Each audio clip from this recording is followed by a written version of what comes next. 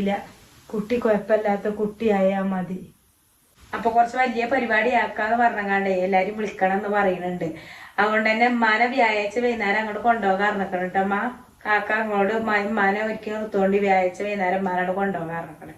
അങ്ങനെ പറഞ്ഞവന് കൊറേ അയക്കണം അതിലേക്കൊന്ന് കണ്ടിട്ടേ. ഇന്നിപ്പോ എന്താഴ്ചയാണ്? ഇന്ന് ചൊവ്വാഴ്ച. ഇനിയിപ്പൊ അമ്മക്ക് ദിവസമായിട്ടാണ് ഇക്കാരം. അപ്പൊ നാളെയും കഴിഞ്ഞിട്ടില്ലേ? ഉമ്മാന്റെ ഒരു സന്തോഷം കണ്ടില്ലേ മുഖത്ത്? എന്റെ ഉള്ളിൽ ഇങ്ങനെ പൊത്തിരിക്കല്ലേ മാളെ.